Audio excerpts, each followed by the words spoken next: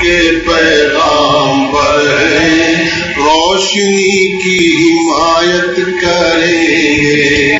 ہم اجالوں کے پیغامبر ہیں، روشنی کی حمایت کریں گے. اور جو دیے ہم نے روشن کیے ہیں، ان دیوں کی حفاظت کریں گے. دوسرا کہے تو گستاخ ہوگا، مگر وہ تو میاں اور بیوی کا مسئلہ ہے. تو میں یہ عرض کر رہا ہوں کہ رسول اللہ صلی اللہ علیہ وسلم نے عورت کو زندگی بخشی اور زندگی کا لطف بخشا. آپ نے فرمایا کہ اگر محبت سے کوئی اپنی بیوی کے منہ میں لقمہ اپنے ہاتھ سے ڈال دے تو اس کو ایک صدقے کا اجر ملتا. تو صحابہ نے عرض کیا کہ یہ تو نفس کی خواہش کی تکمیل ہے، اس میں اجر اور ثواب پہ تھا.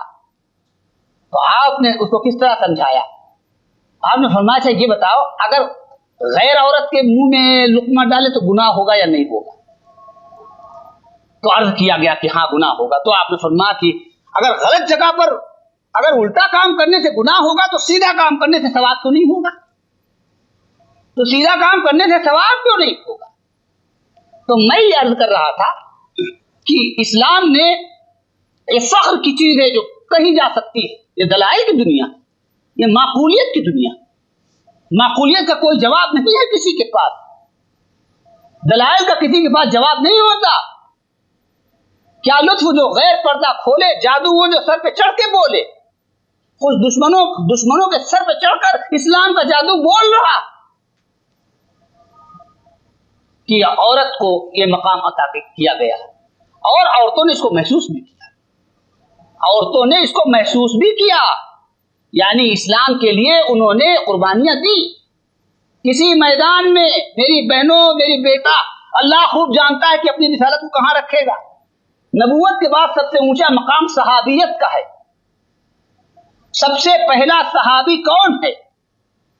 لوگ کہتے ہیں کہ حضرت ابو بکر اور حضرت زید ابن حارثہ اور حضرت علی ابن ابی طالب اور حضرت خدیجہ الکبریٰ، یہ چار جو ہیں یہ سب سے پہلے اسلام لائے.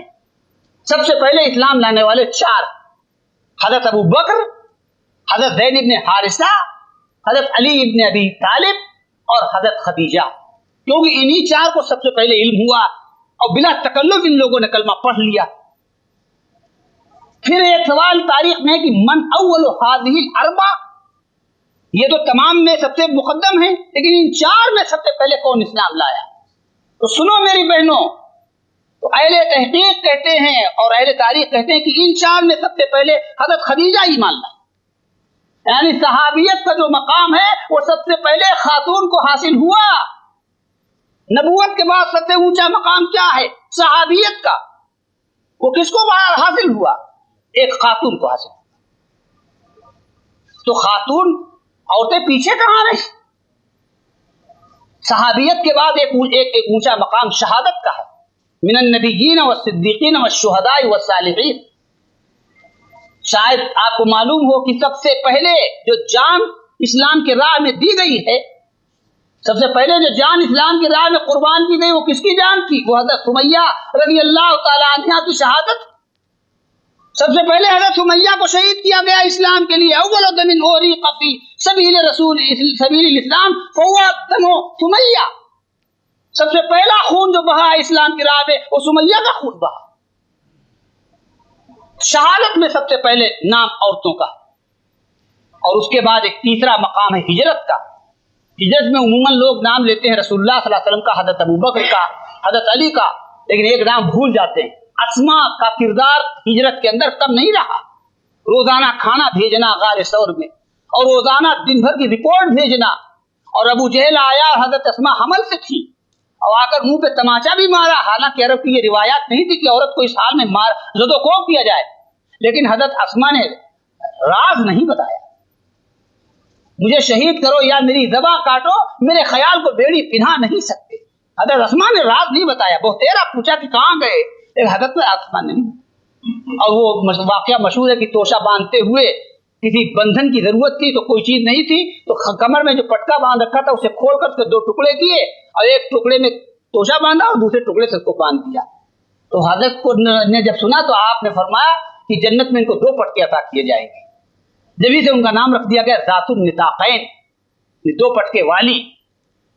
तो किस मैदान में औरतें पीछे रही हैं? सहाबियत का मकाम सबसे पहले औरतों को हासिल हुआ, शहादत का मकाम सबसे पहले औरतों को हासिल हुआ। हिजरत में मुसलमान औरतें रसूलुल्लाह की हिजरत में जो सबसे बड़ी हिजरत थी और सबसे बड़ा काफिला जो अल्लाह के रास्ते में कयामत तक के लिए जो काफिला अल्लाह के रास्ते में गया है, वो सबसे बड़ा काफिला रसूलुल्लाह और हजरत अबू बकर का था और हजरत अली का। उसमें हजरत अस्मा भी बराबर की शरीक। तो गुलशन में सर्व फौज में मिसले निशान रहे।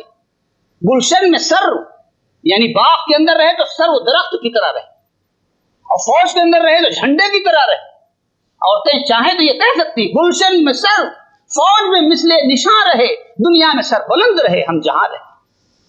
गुलशन में सर्व फौज में मिसले निशान रहे, दुनिया में सर बुलंद रहे हम जहां रहे। अब देखें क्या दिखाए नशेबो फराज दहर, अब तक तो जिस जमीन पे रहे आसमां रहे। तो औरतों ने रसूलुल्लाह सल्लल्लाहु अलैहि वसल्लम के इश्क में, एक काले कलूटे सहाबी थे, उनका निकाह नहीं होता था, तो हजरत से अर्ज किया अल्लाह के रसूल उठती हुई जवानी है और मुझे निकाह की हाजत, अगर आप तवज्जो फरमाए तो मेरा कहीं से निकाह हो जाए। तो आप फरमाया अच्छा जाओ, फलां साहब जो खजूरों के ताजिर हैं उनकी बेटी को पैगाम दो मेरी तरफ से। जाकर गए लेकर पैगाम, लेकिन दिल में कह रहे थे कि मामूली काश्तकारों ने तो मेरे मजदूरों ने अपनी बेटी के लिए मुझे कबूल नहीं किया, जरा काले रंग के थे, बदसूरत थे, तो वो तो अच्छा खासा ताजिर है, वो कैसे कबूल करेगा। लेकिन हुजूर का हुक्म था, चले गए और जाकर कहा कि हजरत ने सलाम कहा है और आपकी बेटी के साथ मेरा पैगाम दिया है। तो बेचारों का एक पैर बाहर था, एक पैर दरवाजे के अंदर था, पैर जैसे बांध दिया हो किसी ने, हाथों के तोते उड़ गए, जमीन पैरों तले से निकल गई कि कहा मेरी चांद जैसी लड़की और कहा ये कोयले से ज्यादा काला लड़का। कुछ जवाब ही नहीं, लेकिन हजरत का पैगाम था तो होठों पर मोहर लग गई, कुछ जवाब ही नहीं बन पाया। लड़की सुन रही थी, उस लड़की ने कहा देखिए ये है नबी का इश्क, ये है नबी की मोहब्बत। उसने कहा कि अब्बा जान आप ये सोचते होंगे कि मैं इसको देखूंगी तो आपको कोसूंगी कि मेरे बाप ने मेरा रिश्ता किससे जोड़ दिया, लेकिन आप ये न सोचिए, मेरे लिए ये काफी है, मेरी सआदत के लिए काफी है कि मेरे इस दामन को सय्यदे कायनात ने इस शख्स के साथ जोड़ दिया। ये क्या मामूली फख्र। जब मुझे कभी इस तरह का ख्याल आएगा तो मैं इस तरह तसल्ली दे लूंगी कि ये दामन रसूलुल्लाह सल्लल्लाहु अलैहि वसल्लम ने, और कोई और मामूली बात नहीं है, कोई और मामूली की बात नहीं है। अगर हुजूर के हुक्म की खिलाफ वर्जी हुई तो न दुनिया रहेगी न आखिरत रहे। उसको किसी उर्दू शायर ने नज़्म किया है, गौर कर रब्बा ने उसके रंग तू काले को देख, गौर कर रब्बा ने इसके रंग तू काले को देख, मैं ये कहती हूँ कि इसके भेजने वाले को देख। गौर कर रब्बा ने इसके रंग तू काले को देख, मैं ये कहती हूँ कि इसके भेजने वाले को देख। मैंने माना है ये काला हुस्न में भी माद, मैंने माना है ये काला हुस्न में भी माद है, भेजने वाला तो इसका चौदहवीं का चांद है। अब्बा जान तकल्लुफ न कीजिए और जाकर हजरत की खिदमत में हाजिर होइए और कहिए कि ये रिश्ता हमको बदिलुजा मंजूर। काबा नहीं जो टूट के 100 बार फिर बने, तोड़ोगे कसर दिल तो बनाया न जाएगा। अगर दिल टूट गया हुजूर का तो भी उसकी तलाशी नहीं हो सकती। ओहद के मैदान में रसूलुल्लाह सल्लल्लाहु अलैहि वसल्लम शैतान ने खड़े होकर ऐलान कर दिया, हजरत जख्मी हो गए थे तो शैतान ने टीले पे खड़े होकर ऐलान कर दिया कि अला इन्ना मुहम्मदन क़द क़ुतिल, कि रसूलुल्लाह सल्लल्लाहु अलैहि वसल्लम शहीद कर दिए गए। तो हजरत अबू बकर और हजरत उमर ने तलवार डाल दी थी, हजरत के लिए लड़ते थे, अब किसके लिए लड़ेंगे। और बहुत से लोगों ने मदीने की राह ली, भगदड़ मच गई। तो एक अंसारी खातून थी, उनसे सब्र न हो सका तो वो खैरियत मालूम करने के लिए मदीने से चल पड़ी। अभी पर्दे के इतना हुक्म नहीं, इसलिए कि ओहद की लड़ाई दूसरी हिजरी ही में पेश आ गई और पर्दे का हुक्म आया 3-4 साल के बाद। तो चल पड़ी तो एक साहब मिले और कहने लगे कहाँ जा रही हो, तुमको मालूम भी है तुम्हारे शौहर काम आ गए। गौर कीजिएगा, ये थी मोहब्बत औरतों में और ये था एहसास कि इस्लाम ने हम पर एहसान किया, हमको इस्लाम ने क्या अता किया है, इसलिए हमें इस्लाम की किस तरह इस्लाम के रास्ते में कुर्बानी पेश करनी चाहिए। मैंने जो अर्ज किया कि औरतें वाकिफ थी इससे, सहाबियात वाकिफ थी, इसलिए उन्होंने इस्लाम के लिए हर कुर्बानी पेश की, बल्कि हर मैदान में आगे रहे। تو ایک عورت کو خبر دی جائے کہ اس کا سہاگ اجڑ گیا اور اس کے شوہر کا انتقال ہو گیا، اس کے بعد بھی دوسرے کا خیال باقی رہے، یہ سمجھ میں آتی ہے بات؟ صحابہ نے تو ایسا کر کے دکھایا کہ دنیا جیسے معلوم ہوتا ہے کہ دنیا کی کایا ہی پلٹ گئی۔ فولاد کا پانی ہونا ممکن ہے اور چٹان کا پگھل جانا ممکن ہے، مگر فطرت انسانی کا اس طرح تبدیل ہو جانا محال ہے۔ یہ نبی کا معجزہ، وہ ادائے دلبری ہو کہ نوائے عاشقانہ، جو دلوں کو فتح کر لے وہی فاتح زمانہ۔ آپ اندازہ کیجئے کہ وہ شخصیت کتنی ساحرانہ تھی، اس کے اندر کیسا جادو جیسا اثر تھا کہ دلوں سے جو خراج عقیدت رسول اللہ نے وصول کیا وہ دنیا کی کوئی قوم وصول نہ کر سکی۔ عروہ ابن مسعود ثقفی جب حدیبیہ میں آیا اور لوٹ کر گیا تو اس نے کیا کہا، انی قد جئت کسریٰ فی ملکہ وقیصر فی ملکہ والنجاشی فی ملکہ واللہ ما رأیت ملکا فی قومہ قط مثل محمد فی اصحابہ۔ کہ میں کسریٰ میں گیا اور میں نے کسریٰ کو نہیں دیکھا، اور کسریٰ کی رعایا جس طرح اس کا احترام کرتا ہے، یعنی ایران کے بادشاہ کی رعایا جتنا ایران کا احترام کرتی وہ اس کو میں نے دیکھا۔ اور میں روم میں گیا اور قیصر کا جس طرح رومی احترام کرتے وہ میں نے اپنی آنکھوں سے دیکھا، اور میں حبش میں گیا اور نجاشی کا جس طرح لوگ اس سے پیش آتے ہیں میں نے دیکھا۔ خدا کی قسم کسی بادشاہ کی کوئی رعایا کوئی غلام وہ احترام نہیں کرتا جو محمد الرسول اللہ کا ان کے ماننے والے احترام کرتے۔ مجھے بتائیے دنیا میں ایسا کون آدمی ہے کہ جو تھوکنے چلے، اگر تھوکنے چلے تو ہاتھ پھینک جائیں کہ ہمارے ہاتھ پہ تھوکا جائے، وضو کرنے چلے تو اس کے وضو کا پانی لوگ اپنے منہ میں ملے، بال تراشنے چلے اور ناخن تراشنے تو بالوں کو اور ناخن کو تبرک بنایا جائے۔ ایسا کوئی آدمی گزرا؟ جو خراج عقیدت اور خراج تحسین رسول اللہ نے دلوں سے حاصل کیا ہے، یہ خود عظمت العظمات یعنی سب سے بڑی آپ کی عظمت، اور کوئی کاشتکاروں سے نہیں، معمولی درجے کے لوگوں سے نہیں، انہوں سے یہ خراج عقیدت حاصل کیا جنہوں نے ملکوں کو چلایا اور جنہوں نے تاریخ کو موڑ دیا اور جنہوں نے بساط عالم الٹ کر رکھ دیا، یعنی عمر فاروق اور ابو بکر صدیق سے وصول کیا۔ تو بہرحال ان کو یہ خبر دی گئی کہ کہاں جا رہی ہو، تمہیں معلوم ہے کہ تمہارے شوہر کا انتقال ہو گیا؟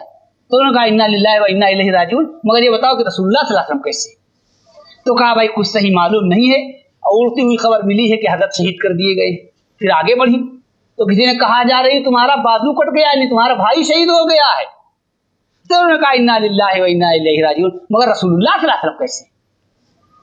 تو وہی بات انہوں نے کہا بھائی اڑتی ہوئی خبر یہی سنی کہ حضرت شہید کر دیے گئے ہیں۔ پھر آگے بڑھی، کہا تمہیں معلوم بھی ہے تمہارا بیٹا جنگ میں کام آ گیا؟ تو ان کا انا للہ و انا الیہ راجعون، مگر رسول اللہ صلی اللہ علیہ وسلم کیسے؟ تو کسی نے کہا کہ دیکھو وہ جو ہجوم اکٹھا ہو رہا ہے وہ شاید حضرت کے ارد گرد ہے، وہیں پر پتہ چلے گا۔ تو گئی اور ہجوم کو چیرتی ہوئی حضرت کے سامنے کھڑی ہو گئی اور عربی کا جملہ کہا کہ کلو امر بعدہ جلل، کہ فدا اگر ہمارے دل و جاں ہوئے، فدا اگر ہمارے دل و جاں ہوئے، نہیں کچھ بھی غم، آپ تو بچ رہے، میں بھی اور باپ بھی، بیٹا بھی، برادر بھی فدا، میں بھی اور باپ بھی، بیٹا بھی، برادر بھی فدا، اے شہیدی تیرے ہوتے ہوئے کیا چیز ہیں ہم۔ تو میں یہ کہہ رہا تھا کہ عورتوں کی یہ محبت تھی اسلام کے ساتھ۔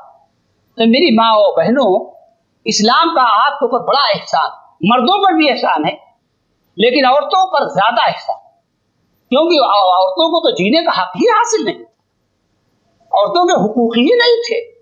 آج بھی دنیا کی کسی تہذیب میں عورت کو وارث ٹھہرایا گیا ہے؟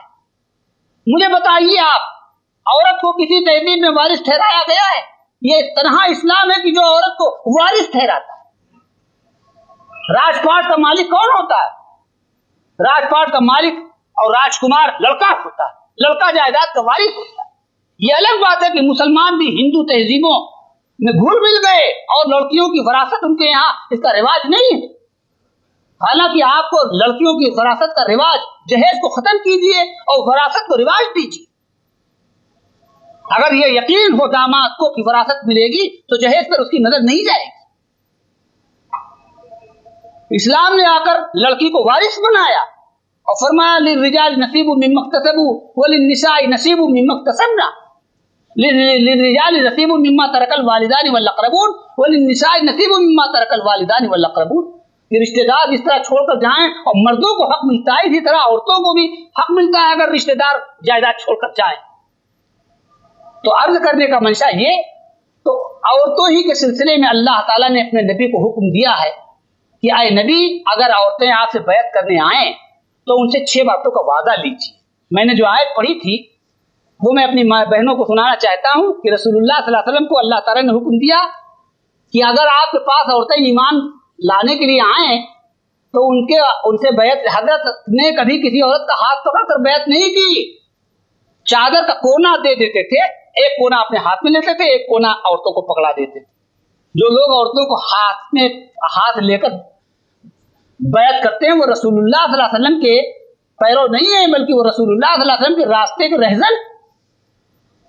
حضرت نے کبھی کسی عورت کا ہاتھ اپنے ہاتھ میں نہیں لیا. تو حضرت نے آپ کو اللہ تعالیٰ نے حکم دیا کہ ان عورتوں سے بیعت لیجیے، ان کے 6 وعدے لیجیے. یا ایھا النبی اذا جاءک المؤمنات یبایعنک علی الا یشرکن باللہ شیئا.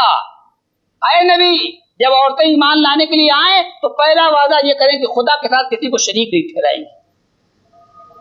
کوئی اجمیر جا رہی ہے اولاد مانگنے کے لیے، اور کوئی کلیئر جا رہی ہے اولاد مانگنے کے لیے، اور کوئی نظام الدین اولیاء کے پاس اولاد مانگنے کے لیے جا رہی. اولاد دینا، نصیبے بنانا اور بگاڑنا ان کے ہاتھ میں ہے. اگر ہوتا تو رسول اللہ صلی اللہ علیہ وسلم کے ہاتھ میں ہوتا، مگر رسول اللہ صلی اللہ علیہ وسلم 5 وقتہ نماز میں دعا کرتے تھے اللہم لا مانع لما اعطیت ولا معطی لما منعت. اے اللہ جو کچھ دینے کا فیصلہ کر دیں اسے کوئی روک نہیں سکتا، اور جو روک لے اسے کوئی طاقت دلوا نہیں سکتی. نقصمی دہانت نقصمی دہت، خدا بھی دہانت خدا بھی. کوئی انسان کسی انسان کو کیا دیتا ہے؟ آدمی ایک بہانہ ہے، خدا دیتا ہے. تو پہلا وعدہ یہ کرو کہ اللہ کے ساتھ کسی کو شریک نہیں ٹھہراؤ. اولاد مانگو تو اللہ سے مانگو. نصیبے بنانے اور بگاڑنے کے بارے میں جو کچھ کہو اللہ، دعا کرو تو اللہ سے دعا کرو. نظر مانو تو اللہ کی نظر مانو. بہت سی عورتیں ہیں کہ بڑے پیر صاحب کا روزہ مان لیتی، حالانکہ حدیث میں آتا ہے الصوم لی وانا اجزی بہ، روزہ میرے لیے ہے اور میں روزے کا بدلہ دوں گا. تو ایک وعدہ یہ کرو کہ اللہ کے ساتھ کسی کو شریک نہیں ٹھہراؤ. حدیث میں آتا ہے انا وابن آدم فی عجب، میرا اور انسان کا عجیب معاملہ ہے. اخلق انا ویعبد غیری، پیدا کریں ہم اور عبادت کی جائے دوسروں کی. وارزق انا ویشکر غیری، روزی دیں ہم اور شکریہ ادا کیا جائے دوسروں کا. تو ایک تو وعدہ یہ لا یشرکن باللہ شیئا ولا یزنینا. دوسرا وعدہ یہ کہ بدکاری نہیں کریں گے. حدیث میں آتا ہے کہ بدکاری ہاتھ سے بھی ہوتی ہے، اور بدکاری زبان سے بھی ہوتی ہے، اور بدکاری آنکھوں سے بھی ہوتی ہے. للچا کر کسی کو ہاتھ لگا دینا یہ بدکاری ہاتھ کی ہے، اور دلچسپی کے ساتھ غلط ارادے سے کسی سے گفتگو کرنا، نرم گفتگو کرنا، یہ زبان کی بدکاری. اور نامحرم کو اپنی آنکھوں سے دیکھنا یہ آنکھ کی بدکاری. آنکھ سے آنکھ لڑی پر مجھے ڈر ہے دل کا، یہ کہیں جائے نہ اس جنگ و جدل میں ہمارا. آنکھ سے آنکھ لڑی پر مجھے ڈر ہے دل کا، یہ کہیں جائے نہ اس جنگ و جدل میں ہمارا. یعنی لڑائی تو آنکھ کی آنکھ سے ہو رہی ہے، لیکن حضرت دل خطرے میں ہے کہ یہ نہیں اس میں کام آ جائے. دیکھنے سے شوق پیدا، شوق سے پیدا طلب، آفت دل آنکھ کی، دل آفت جاں ہو گیا. تو میری بہنوں بیٹیوں نظر کی حفاظت کرو.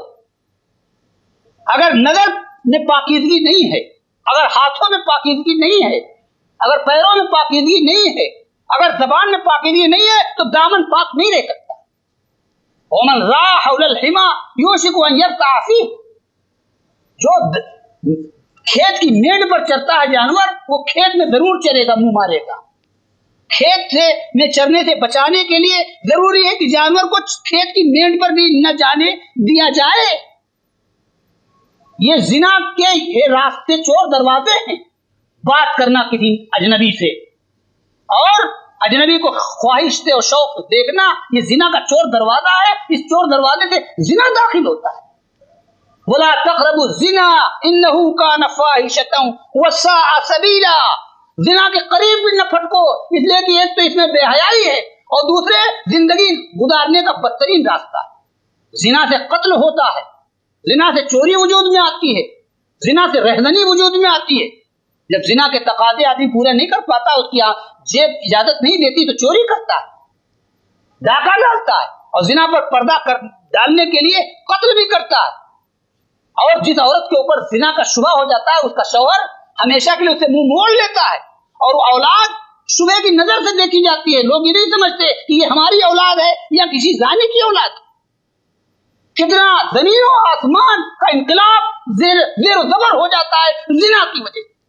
उसी को कुरान करीम ने कहा, वला तक़रबु ज़िना इन्नहु कान फ़ाहिशतन वसाअ सबीला, कि बदकारी के करीब न जाओ, इसलिए कि ये बेहयाई का काम है और बदतरीन रास्ता है जिंदगी गुजारने का। ये जिससे कत्ल वजूद में आए, जिससे रहजनी वजूद में आए, जो चोरी को जन्म दे, जो जराइम को जन्म दे, वो रास्ता, वो कोई अच्छा रास्ता हो सकता है? इसीलिए इस्लाम ने उसके रास्ते बंद कर दिए, पर्दा वाजिब किया। पर्दा वाजिब किया कि न रहेगा बांस न बजेगी बांसुरी। ये फितने को दौर है। हजरत अब्दुल्लाह इब्न उम्मे मक्तूम, हदीस में आता है कि एक नाबीना सहाबी हजरत के घर में आए, तो हजरत उम्मे सलमा रज़ी अल्लाह तआला अन्हा बैठी हुई थी, तो आपने फरमाया पर्दा करो। एक और सहाबी, एक और अज़वाज मुतहरात, तो उन्होंने कहा कि इन्नहु आमा, कि ये तो नाबीना है, इनसे पर्दा करें। तो हजरत ने फरमाया अफा अमियावान अंतुमा, ये नाबीना तो तुम तो नाबीना नहीं हो। यानी जिस तरह मर्द का औरत को देखना गुनाह है, इसी तरह औरत के लिए भी ये गुनाह है कि वो मर्द को देखे। तो इसलिए मेरी बहनों और मेरी बेटियों, पर्दा, बाजार में सड़क के ऊपर पत्थर डाले जाते हैं, सड़क के ऊपर कोयला डाला जाता है, सड़क के ऊपर कचरा डाला जाता है, सोने को कहां रखा जाता है, सोने को कहां रखा जाता है और हीरे को कहां रखा जाता है, मोती को कहां रखा जाता है? हीरे और मोती को रखा जाता है बक्स के अंदर और डिबिया में। तो अगर आपको बाजार में नहीं आने दिया गया और सड़क पर नहीं उतारा गया, तो आपको पत्थर और कोयले की कीमत नहीं दी गई, बल्कि आपको हीरे और जवाहरात का दर्जा दिया गया। हीरे और जवाहरात महफूज रखे जाते हैं, ये पत्थर और घास ये बाहर डाली जाती। जिन लोगों ने आपको निकाल के बाहर कर दिया, आज यूरोप ने, तो अल्लामा इकबाल ने सही कहा था कि फिरंगियों को अता खाक सूरिया ने किया नबी इफ्फतो गमखारियो कमाजारी। यानी यूरोप को तो एशिया ने क्या तोहफा दिया कि एक नबी दिया, यानी हजरत ईसा अलैहिस्सलाम दी, कि जिनके यहाँ पाकदामनी थी, जिनके यहाँ कमाजारी थी, जिनके यहाँ गमखारी की तालीम थी, कि एक गाल पर कोई मुंह तमाचा मारे तो दूसरा गाल पेश कर। एशिया ने तोहफा दिया गमखारी का और इंसानियत का। फिरंगियों को अता खाक सूरिया ने किया, सूरिया मुल्क शाम ही के इलाके में तो हजरत ईसा पैदा हुए। नसरान उस गांव का नाम है जहां हजरत पैदा हुए, इसीलिए लोग नसरानी अपने आप को कहते हैं। फिरंगियों को अता खाक सूरिया, ये अजीब बात, जितने नबी आए सब एशिया में आए, यूरोप में नबी नहीं आए, क्योंकि अल्लाह ताला दिलों को दे, इन्नल्लाह ला यंजुरु इला सुवरिकुम व अजसामिकुम वलाकिन्नहु यंजुरु इला कुलूबिकुम व अमालिकुम। अल्लाह सूरतों को नहीं देखता, उनकी गोरी चमड़ी और उनके जिस्म और उनके सुडौल जिस्म को खुदा ने नहीं देखा, बल्कि सीने के अंदर धड़कता हुआ जो दिल है, उसकी पाकीज़गी और लताफत को खुदा देखता है। मोती समझ को शान करीमी ने चुन लिए, मोती समझ के शान करीमी ने चुन लिए कतरे जो थे मेरे अरक़े इंफियाल की। शर्मिंदगी में जो मेरे पसीने का कतरा हुआ, अल्लाह ने उसको मोती का दर्जा दे दिया। एशिया के लिए फख्र की बात है कि कोई नबी, यूरोप हमेशा नबूवत हासिल करने में एशिया का मोहताज रहा, क्योंकि एशिया के अंदर तवाज़ु है, एशिया के अंदर मस्कनत, और यूरोप के अंदर तंतना, उसके अंदर किब्र है, उसके अंदर फख्र है, उसके अंदर गुरूर है। और अल्लाह किब्र और फख्र और गुरूर को बर्दाश्त नहीं करता। एक तजर्बे की बात मैं अर्ज करता हूं कि खुदा हर चीज को गवारा कर लेता है, मगर किब्र को गवारा नहीं करता। जहां किसी आदमी को अंदर तकब्बुर आया, खुदा उसको नीचा जरूर दिखाता है। ये मैं अपने तजर्बे की बात बताता हूं। मेरे दोस्तों, अगर किब्र है तो खुरच कर निकाल दीजिए।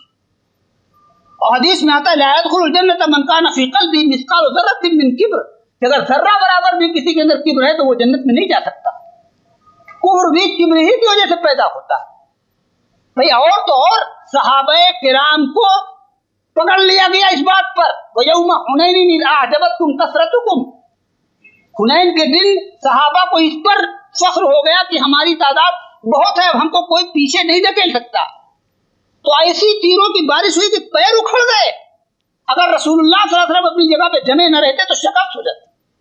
صرف حضرت جو تھے وہ اپنی اونٹنی کو آگے بڑھا رہے تھے، وہ کہہ رہے تھے انا نبی اللہ کتب انا ابن عبد المطلب، کہ میں سچا نبی ہوں، میں عبد المطلب کا بیٹا ہوں، میں میدان سے ہٹنے والا نہیں۔ اور پھر آپ نے پکارا یا للمسلمین، کہ اے مسلمانوں کہاں جا رہے؟ تب مسلمانوں نے ڈٹ کر حملہ کیا اور تیروں کی بارش کا مقابلہ کیا۔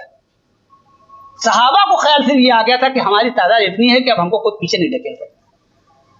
تو ہم اور آپ کی شمار میں ہیں کہ اگر ذرہ برابر بھی کبر اور خود پسندی آ گئی، اللہ کو یہ پسند نہیں ہے، اللہ کو برداشت نہیں۔ ہمارے یوٹیوب چینل بھٹکل ٹی وی کے ناظرین، دائیں طرف گھنٹی کے نشان پر کلک کر کے اسے سبسکرائب کرنا اور لائک کے بٹن پر کلک کر کے اسے پسند کرنا نہ بھولیں۔ bhatkaltv.com کے پروگراموں کو پلے لسٹ کے تحت تقسیم کیا گیا ہے، جس میں تقاریر، حمد و نعت، اردو کلام، طنز و مزاح اور مشاہدات اور انٹرویوز وغیرہ شامل ہیں۔ اردو آڈیوز اور ویڈیوز کی جامع ترین mobile app Urdu audio Google Play Store اور ایپل اسٹور پر دستیاب ہے۔ یہ ایپ سفر و حضر میں آپ کی بہترین ساتھی بن سکتی ہے۔ اسے انسٹال کر کے urduaudio.com کے جملہ آڈیوز اور ویڈیوز سے مستفید ہوں اور اس سے دوست احباب کو متعارف کرائیں۔